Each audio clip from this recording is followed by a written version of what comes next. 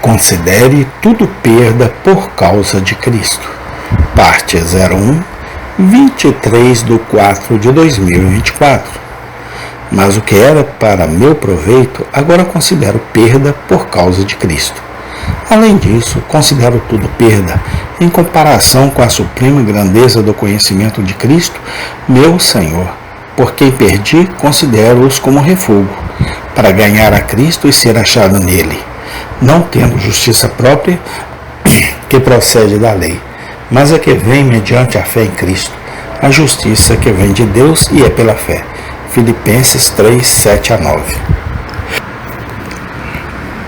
Chego agora particularmente às palavras. Aqui está a excelência do conhecimento de Cristo, apresentado como antes de todas as coisas. O que significa o conhecimento de Cristo? Pelo conhecimento de Cristo aqui, entendo um interesse salvador e prazer em Cristo. Assim é tomado. Esta é a vida eterna, para que conheçam a Ti, o único Deus verdadeiro, e a Jesus Cristo a quem enviaste. Assim, nosso Senhor diz às virgens insensatas: digo-vos que não vos conheço. Eles alegam interesse nele. Por meio disso, eles os repudiam como se não fossem dele. E assim, ver de Deus. Mateus 5:8 é ver o reino de Deus. João 3:3 é colocado para o interesse e gozo de Deus.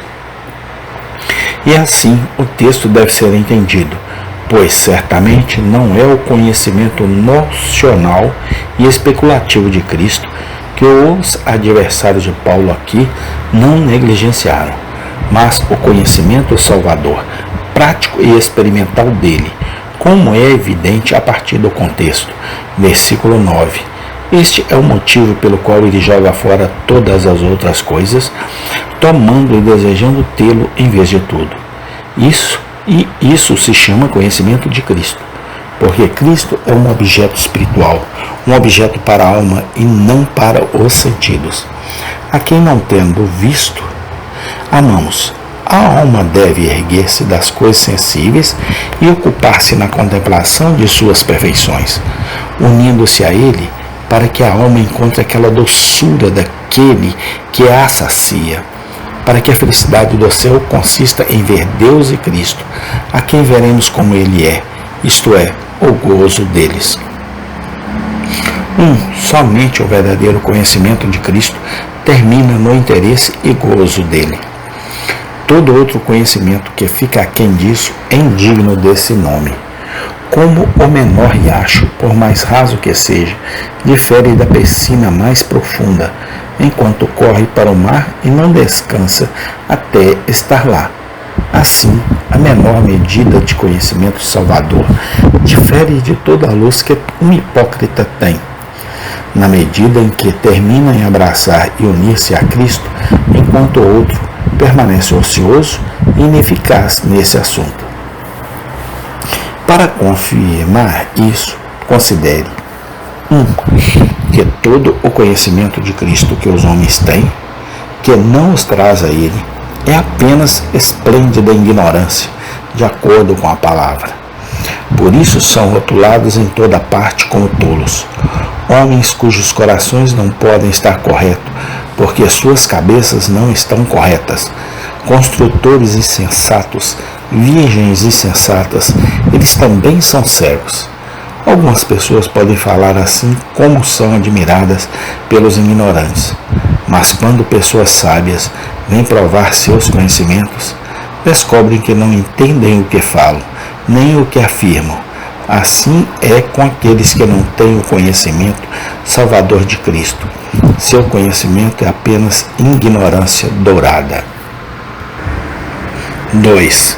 Esse conhecimento de Cristo, que não resulta interesse nele, não é tanto conhecimento, mas mera opinião. O que é duvidoso é incerto. O homem natural não aceita as coisas do Espírito de Deus, porque eles são loucuras, nem pode entendê-las, porque elas se discernem espiritualmente.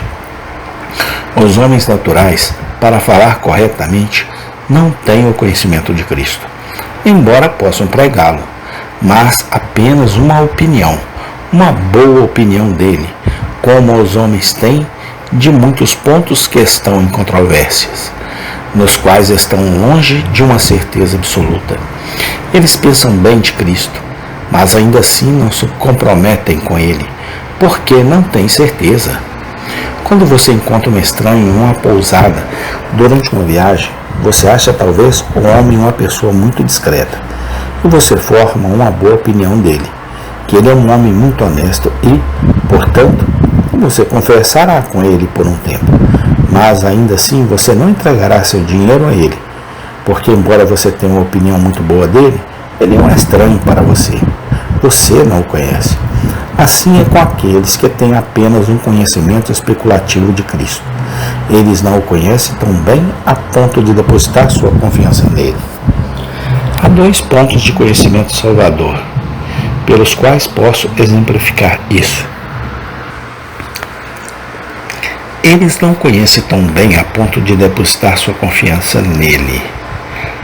Há 2 pontos de conhecimento salvador pelos quais posso exemplificar isso.